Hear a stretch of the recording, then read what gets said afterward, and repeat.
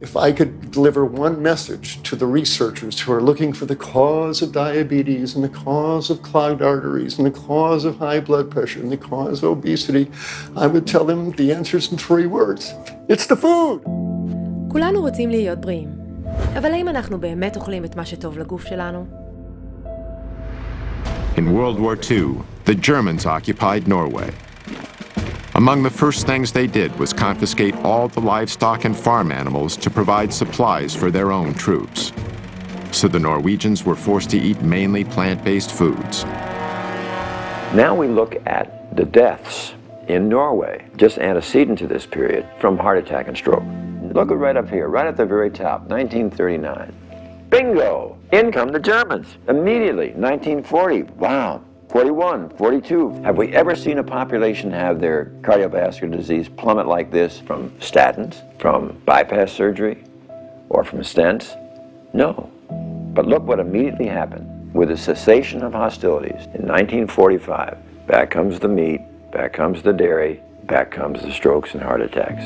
World Health Organization this morning has classified processed meat such as bacon and sausage as carcinogenic, directly involved in causing cancer in humans. Processed meat is clearly linked to an increase in cancer. Hot dogs or bacon could be just as dangerous as smoking cigarettes. Well, we know from the largest forward-looking study on diet and cancer ever performed by humanity, the incidence of all cancers combined lower among vegetarians than meat eaters, especially some of the fastest growing tumors like lymphomas and leukemias, and for that the worst meat was actually poultry, chicken. People that drink milk have higher rates of hip fractures, have more cancer, and live shorter lives. I found out that dairy can increase a man's chance of getting prostate cancer by 34%. And for women who've had breast cancer, just 1 serving of whole dairy a day can increase their chance of dying from the disease 49%, and dying from anything 64%. Now, most scientists agree that it's better for us to get calcium, potassium, protein, and fats from other sources, like whole plant foods, vegetables, fruits, beans, whole grains, nuts and seeds, and seaweed.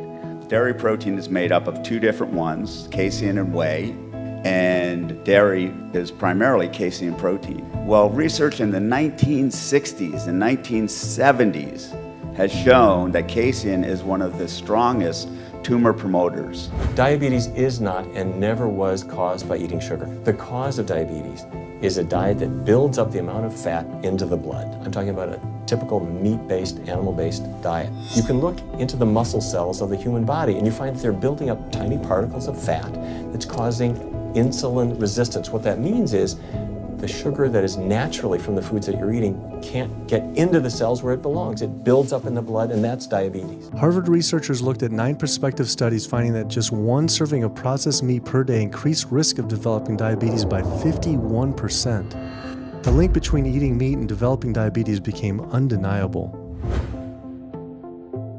The yolk of a hen's egg is made to run a baby chicken for 21 days with no outside energy. It is pure fat and cholesterol.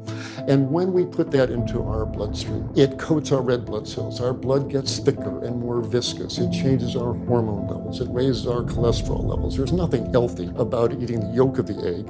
Those participants were 17% more likely to develop heart disease and 18% more likely to die. So consuming the amount of cholesterol found in just a single egg a day appears to cut a woman's life short as much as smoking 5 cigarettes a day for 15 years. Heart disease, certainly. That's my main specialty and one that I'll talk about tonight. You know, scientifically proven, only one diet, only one eating pattern, only one habit you can adopt has the potential to reverse your arterial disease that may have taken decades to develop, and that's by eliminating everything that poops and eating everything that has a plant base to it. If you're able to do plant-based nutrition, you're going to reduce the risk factors as well as the burden of plaque that's in the arteries. This will result in less recurrent events, less heart failure, and less death. When the protein found in animal foods is cooked, preserved, or even just digested by our gut bacteria, highly inflammatory compounds are formed that corrode our cardiovascular system. This helps explain why people who get all of their protein from plants reduce their risk of heart disease by 55%.